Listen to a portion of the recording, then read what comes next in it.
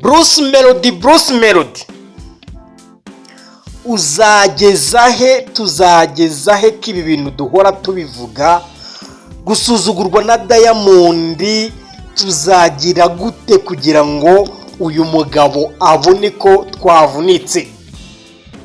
Abanyarwandakazi, iyi ni intabaza, iyi ni impuruza mururiza umuziki nyarwanda, mururiza amatsinda, amarebozi agiye akomeye mu Rwanda.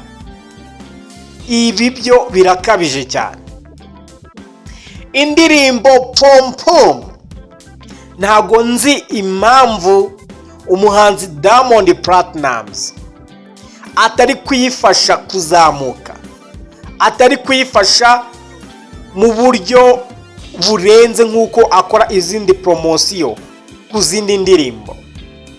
Ibi ni iki banyarwandakazi k'abahanzi bari kugenda bakadupfunyikira ngo batuzaniye indirimbo ya danje? Indirimbo uri kuyumva amajwi urumva ari indirimbo nziza. Ubwo ndi kuvuga ku ruhande rwa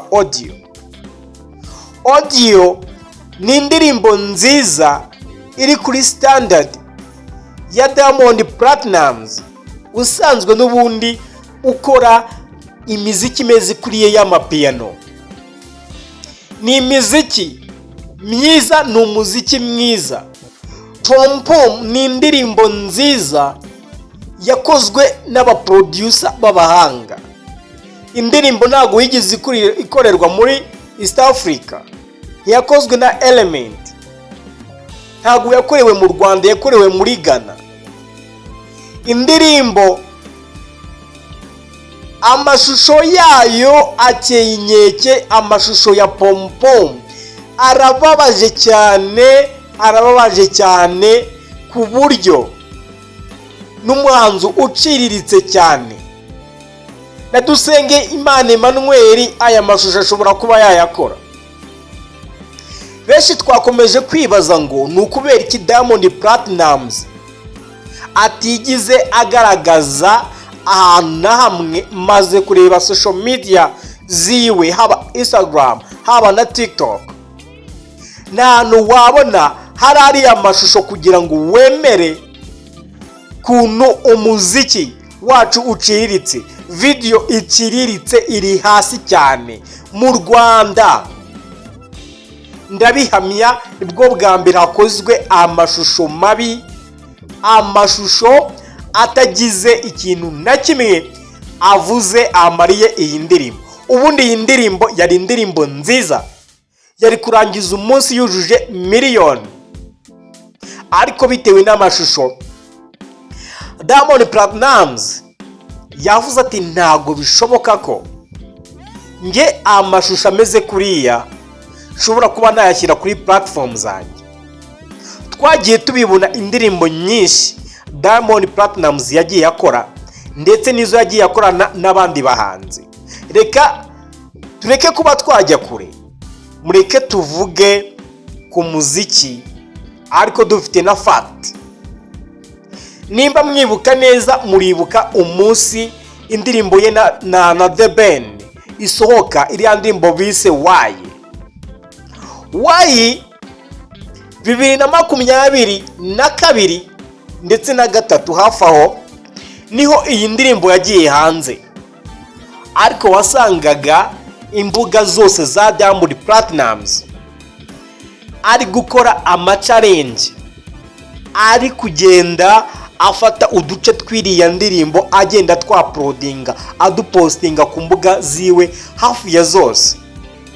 Wasimbuka ukajya no muri timu yiwe ugasanga timu yose ya Diamond yafashe uyu muziki cyangwa se iyi audio cyangwa se video, batangiye kuyipostinga ku mbuga zabo nazo.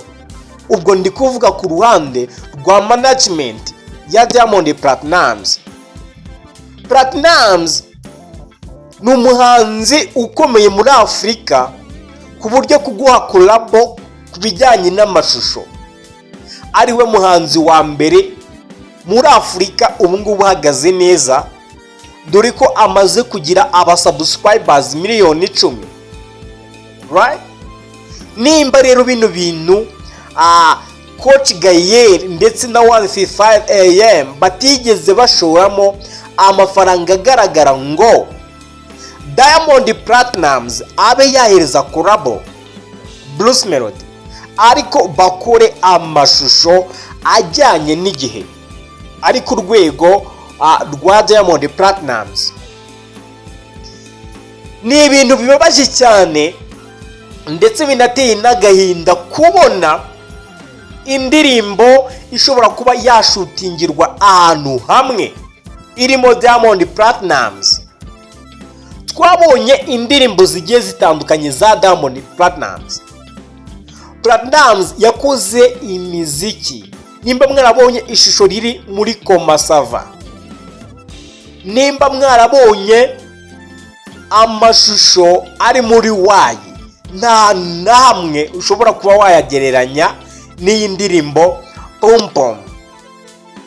Iyi ni indirimbo ishobora kuzahuza ibihugu bitatu, ibihugu bine: u Rwanda, Tanzania, Uganda, Ghana ndetse na Nigeria. Ni ibihugu bitanu.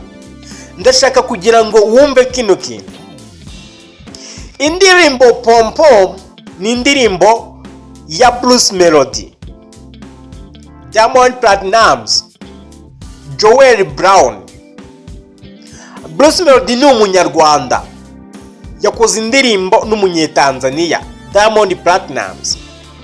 Ni ubufatanye bukomeye cyane, bari guhererekanya abafana hagati yabo. Wumve akamaro ka collaboration nkiriya ikomeye cyane.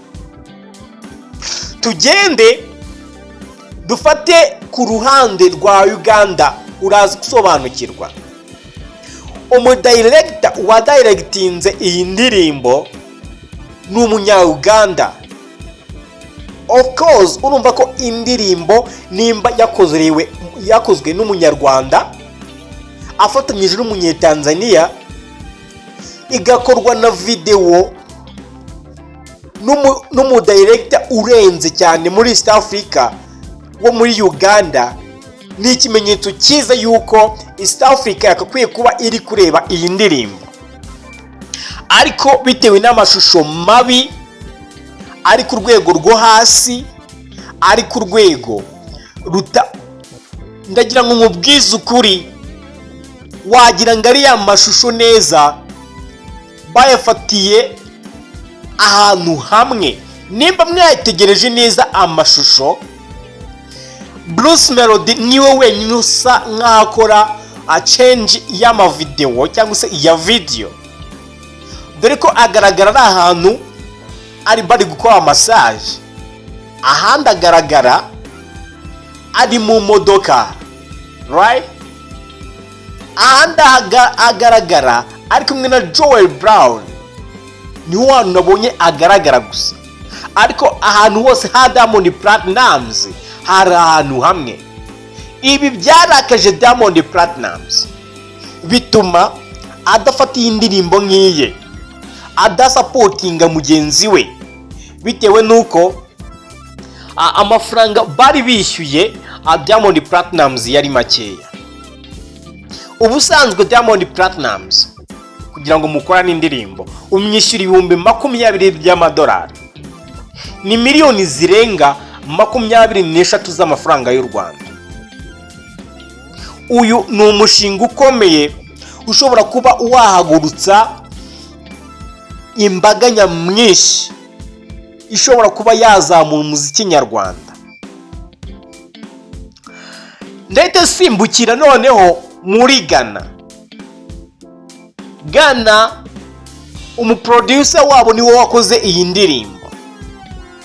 Ghana irimo abastar bagiye bakomakomeye, irimo abaproducer bakomeye. Dusimbuke tukugire muri Nigeria.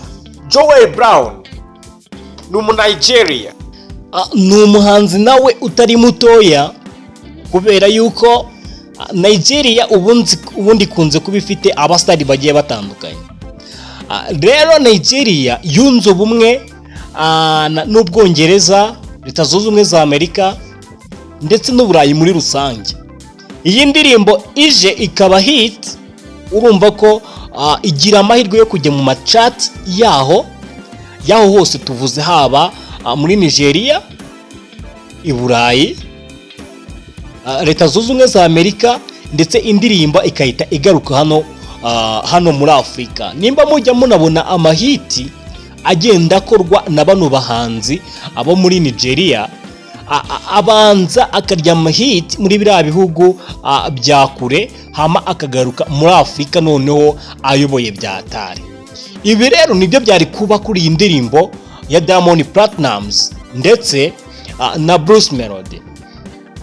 Ubwo nabonaga ikiganiro cya Adisope ni umugabo ukomeye cyane mu muziki wa Nigeria, kubera ko uyu mugabo agenda ahostinga abantu bagiye batandukanye, ubwo n'abastari ari kugenda abamamariza indirimbo zabo.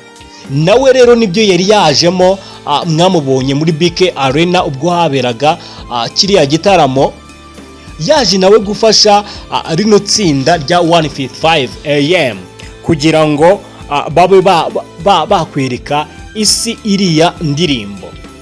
Byari byiza rero kwita bafatirana biriya bihumbi 10 byari biri muri BK Arena nka kuriya babikoze koko, bakahita batangira kuba ba premieringa iriya ndirimbo fresh, kugira ngo abantu bose bari buze kuvuga ati iriya ndirimbo tugomba kuyirebera noneho nta muntu uduhagaze hejuru. Ibi rero ni ibintu byari byiza ndetse byari gutuma n'iyi ndirimbo izamuka, kuko ibihumbi 10 byayibonye atari ubundi buryo bwatangajwe.